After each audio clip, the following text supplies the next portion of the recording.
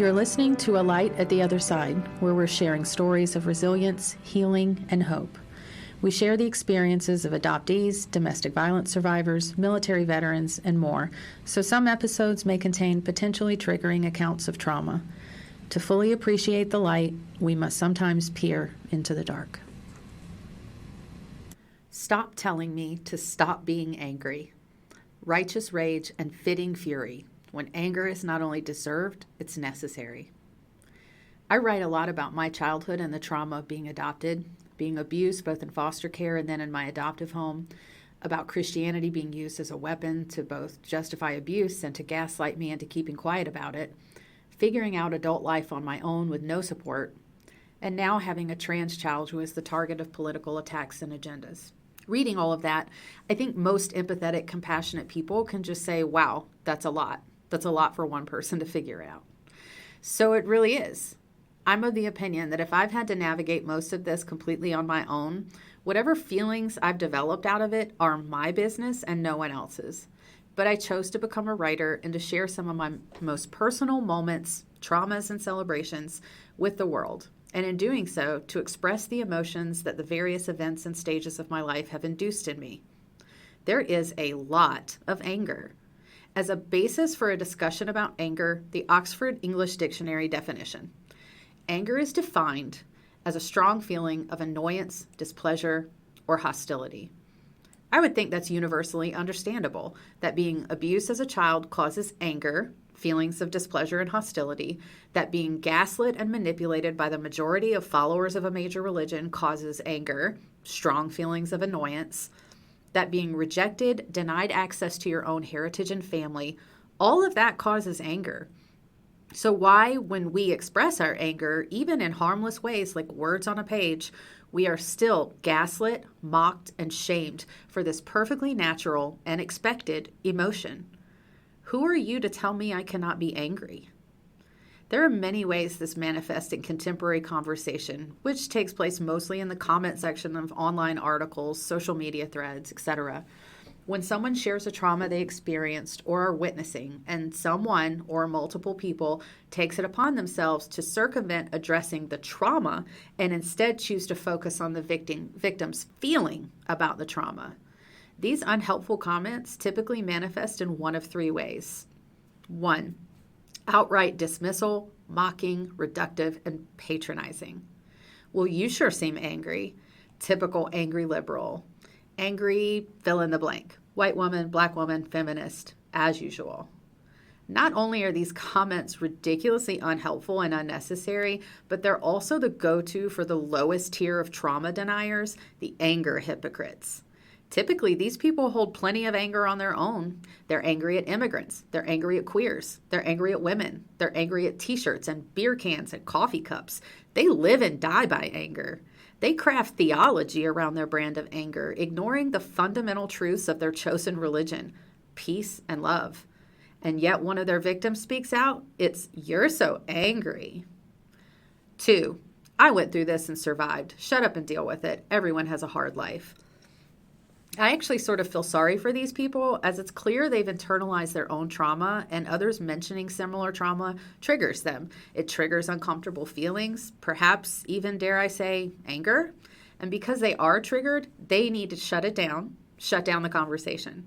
Stop the uncomfortable words because they're causing uncomfortable feelings within me, and I do not want to address or deal with those feelings, so will you just please shut up? If you're receiving information about someone's pretty bad childhood trauma and they're expressing it with a tinge of emotion, particularly anger, and your initial reaction is to tell them to police their emotion while conveying their trauma, I'm going out on a limb and guessing you've not dealt with your own shit, meaning you're really in no place to provide commentary on others' emotions. 3, possibly the most frustrating, the spiritual woo-woo. I've moved past my anger and you should too.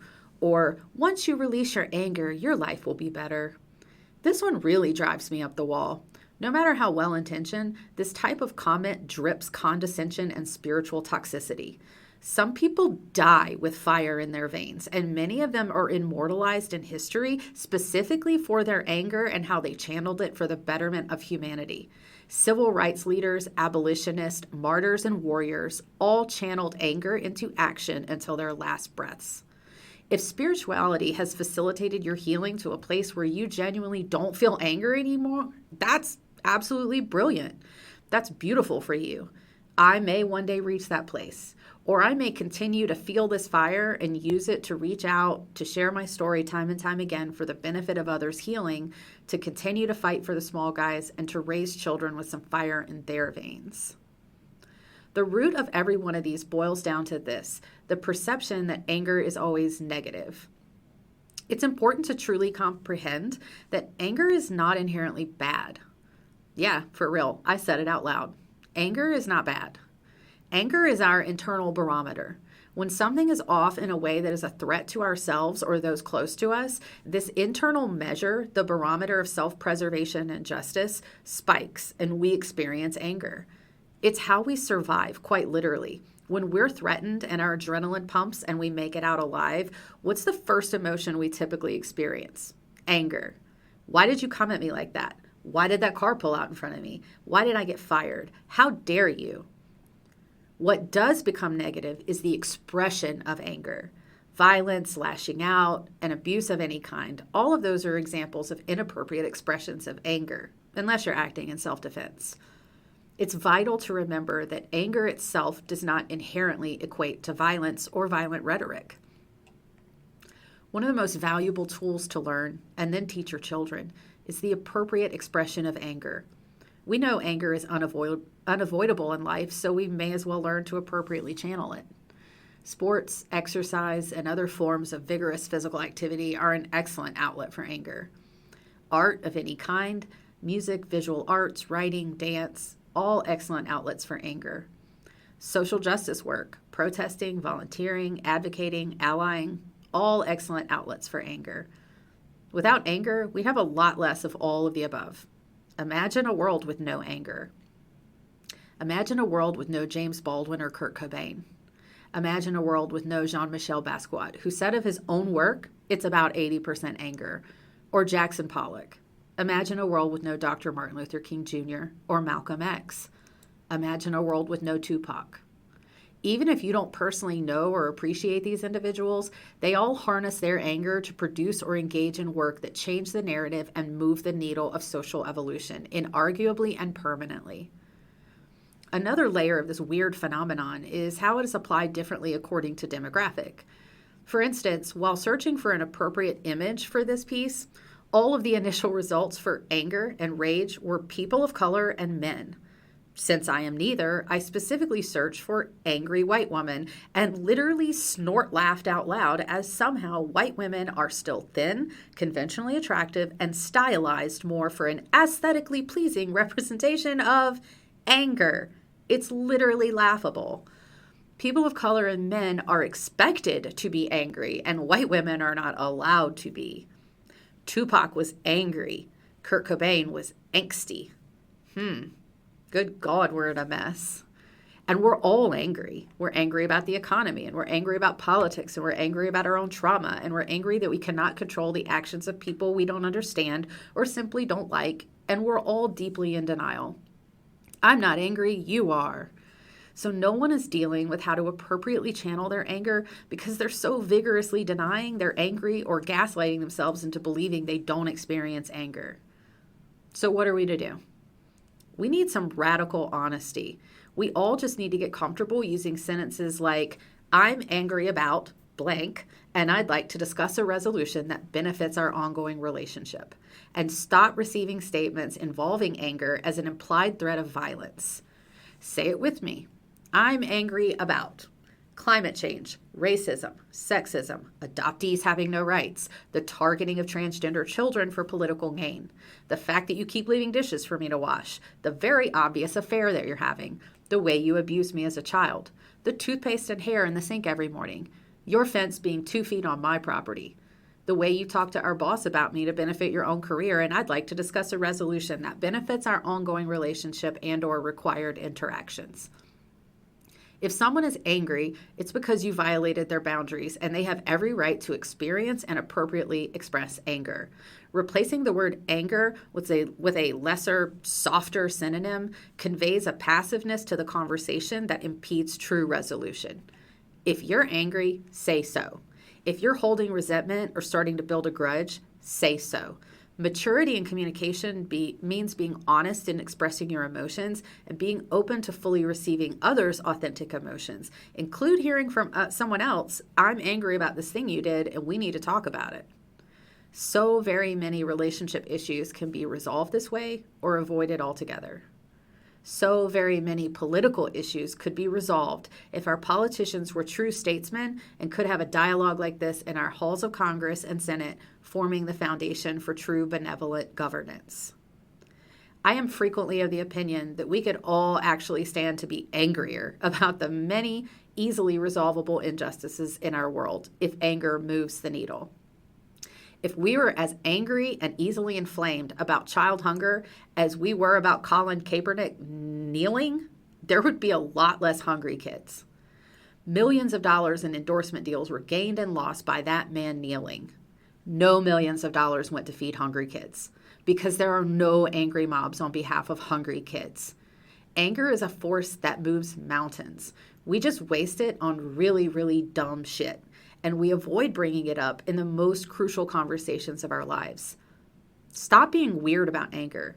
Start paying attention to what truly makes you angry and figure out how to apply your skills to those things for the betterment of your life and maybe make a dent in making life better for others. If we all did this, if we all just embraced and talked about our anger, we may get somewhere. Get mad about it and go do something about it. I'd rather not be a social justice warrior, actually, but I have to be one to parent my trans son. I've gotten feedback of the following sort many times over the past couple of years. Just relax. Maybe if you unplug for a while, you can calm down. I feel like this is affecting your mental health. When did you become such an angry social justice warrior?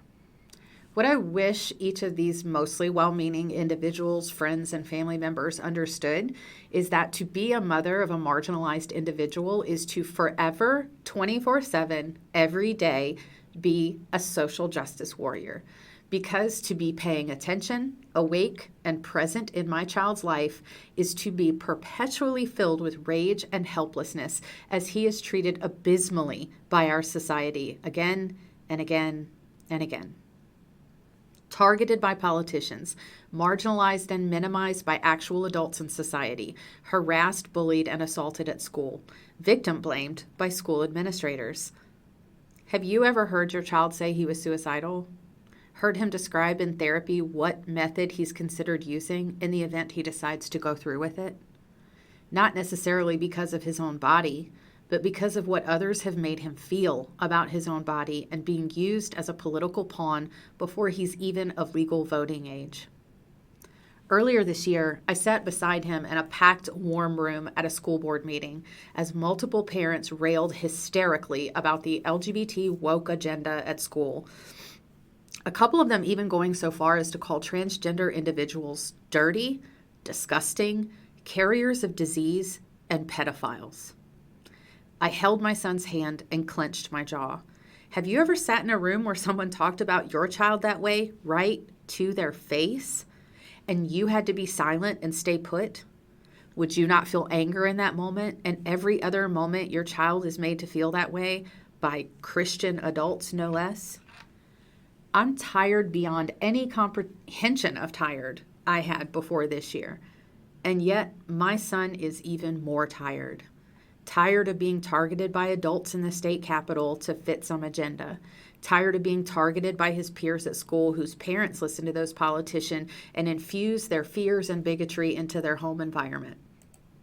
Tired of having to be cautious every time he goes in public, having to carefully choose what restroom to use in public to avoid a physical assault, having to watch his back as violent attacks on transgender individuals are on the rise across the nation. Oh, what a pleasant life to be able to ignore headlines and political agendas and simply live your life. Oh, to have the unspeakable privilege of never having to worry a moment about your child going to public school or to the mall or to the movies or to the beach without the lingering concern in the back of your mind that harm may come to him simply for who he is. Instead of telling me I'm too angry, uptight, or aggressive, ask yourself how I came to be this way and what conditions exist in our society that are feeding this movement of aggression against children, targeting children for political agendas, threatening the parents of said children with legal action and CPS involvement, and massive media campaigns spreading outright lies and propaganda about what it even is to be transgender. And then ask yourself how I couldn't be angry. Instead of admonishing the parents of marginalized kids for their very justified anger, offer them support and reprieve, a listening ear, a supportive hug, a signature on the petition they share, and simply treat their child like a human being. I strongly recommend everyone check out the Guide to Being an Ally to Transgender Individuals, published by the National Center for Transgender Equality, and to make every effort to actively show support to the trans people in your lives. You never know how much your vocal support means. So I decided to join together two of these pieces into one podcast because they both discuss anger. The concept of the angry social justice warrior that's always on a rampage, and then just fully exploring the concept of anger and what that means and how it's used really frequently as like a gaslighting term. Oh, you're so angry. You need to calm down. You need to manage your anger. If you just meditate, if you just, everyone tries to tell you how to manage your anger instead of addressing the issues that cause your very justifiable anger. I can't fathom, for example, being the parent of a young Black man in today's society and not feeling anger all the time, just all the time. Because I am the parent of a trans kid and I feel anger a lot of times. I feel anger and frustration at a political system that's using these kids as political pawns. And to be really clear, none of these politicians care about trans kids. They didn't care about them 10 years ago. They don't care about children having cosmetic surgery or voluntary surgery because children have been having breast implants and breast reductions and rhinoplasty and other forms of elective cosmetic procedures for decades. And Republican politicians have never been up in arms about parents disfiguring their children by letting their 16-year-old get breast implants or a nose job. Those were elective procedures that those parents felt was best for their child to enhance their child's self-esteem. I may not agree with that. You may not agree with that, but no one has ever come out and said that that should be an illegal activity. That's an activity that has been widely accepted in our society for decades. So using something like surgical procedures on children as this thing that we're all going to rally around and we're going to demonize the parents of trans kids for getting the same procedures that other teenagers have gotten for actual decades. How does that not invoke anger? So the concept of anger, I think, like I've said in my piece, the concept of anger has really been warped, and there's nothing wrong with being angry. This is a topic that I've talked about a lot and I've written about a lot because it's very important to me, because I grew up as a child who was being actively abused.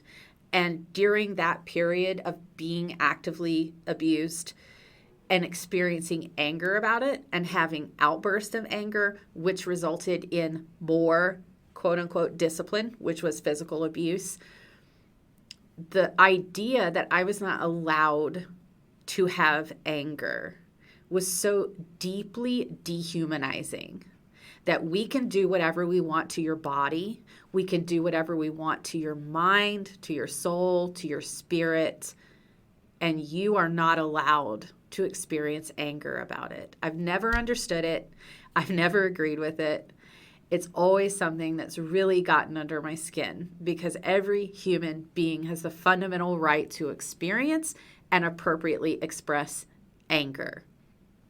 I think this is a very ancient sort of tool of conquerors, colonists, people in charge to dehumanize and debase the lived experiences and emotions of victims. If you can tell people, especially minorities and women, to stop being so angry, to shut up, you stifle their critical and crucial emotions and emotional expression that would eventually lead to resolution. I wrote 2 pieces on this, and I may actually write more because I believe that the topic of anger is a very, very important topic. I think for many, many years, so many individuals have been gaslit about the experiencing of anger that they now voluntarily within themselves compress and repress the feelings of anger that are completely normal, natural, and would be benefiting them in their relationship, in all of their relationship, in their lives, in their political affiliations. If we were allowed to fully experience anger and fully appropriately express anger and have discussions around the feeling of anger, I genuinely believe we would have holistically healthier relationships, conversations, and resolutions to universal problems. We need to be okay talking about anger. We need to be okay facing anger, addressing anger, and figuring out how we can assuage the anger, how we can get rid of it by common sense solutions for everyone involved. I also believe it's just fundamental to respecting someone's humanity, to respect when they're angry, and to be humble enough to say, I'm sorry you're angry. What have I done to cause this anger in you? And how can I fix it? It's a very simple statement. It takes humility.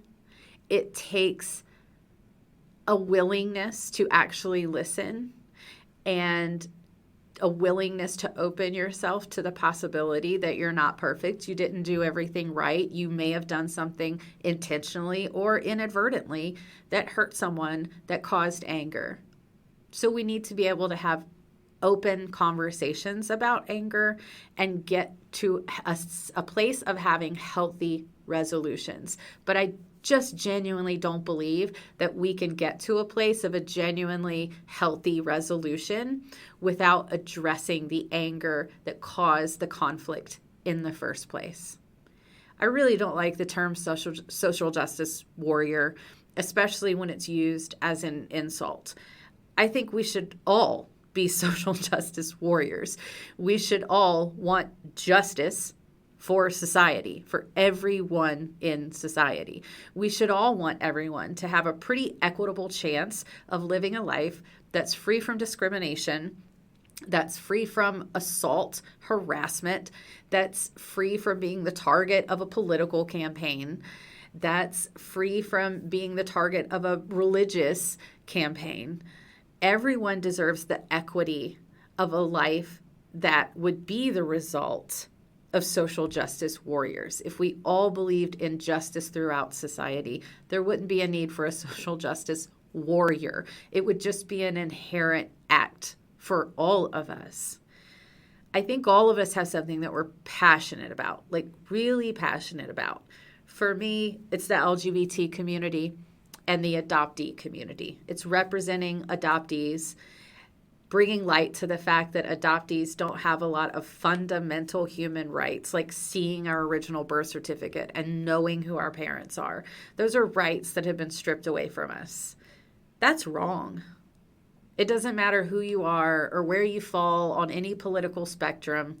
Telling a 40-year-old adult human being they don't have the right to see their own birth certificate or access their own medical records or even know the name of their immediate family members, that's wrong. It's fundamentally wrong.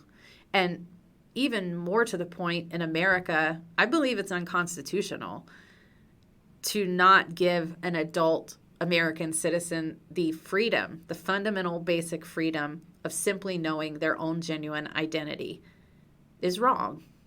I believe that the way we're treating transgender individuals, particularly children, making children the target of political ads and campaigns and this entire political movement to demonize children is absolutely fundamentally wrong. And so both of those things do muster up no matter how many times I talk about it, no matter how much I address it in my own therapy, no matter how much I address it in my own journaling. Those issues will always, always, always, until the day they are resolved, should that ever happen in my lifetime, those issues are going to spark anger in me every single time we have the conversation because they're deeply, deeply personal to me and because people are living in America right now who are being unfairly treated, targeted, and denied access. And that should make everyone angry, universally. To me, even particularly, if you're a Republican, if you're from the party of personal freedoms, how on earth can you possibly justify taking freedoms away from adoptees, from transgender children? So the idea of anger, how we utilize anger, which right now in our society, we don't really utilize anger. We villainize it. If you're angry, you have a problem and you need to deal with your problem instead of us looking at what the problem is that you're angry about and addressing that problem. And even more down this road, if there are enormous groups of people who are sharing that anger, Black Lives Matter, for example. Why are we not looking at the root cause of it, and why are we talking about their anger and their expression of anger instead of what they are? What could this many people be this angry about? This must need attention. This must need fixing. But instead of looking at that, we look at the expression of anger. We villainize and demonize the people who are expressing their anger, and nothing ever gets done about the underlying issue that's causing the anger. So I think the entire topic of anger, the topic of being a social justice warrior, we really need to start deeply investigating and deconstructing the way that we've addressed anger in our society. Anger can be healthy. Anger can be productive. If massive amounts of people are beginning to be angry about the same problem, you address the problem. You don't address the anger. This has recently been seen with the Writers Guild finally ending their strike and receiving terms for better employment, better benefits, more rights. That is because so many people became so angry with the way they were being treated in their workforce that they stopped working, they banded together, they had a strike, and through their anger and through their expression of anger, their appropriate expression, they didn't riot, they didn't harm anyone, they simply went on strike. And through that appropriate expression of anger, a resolution was finally reached.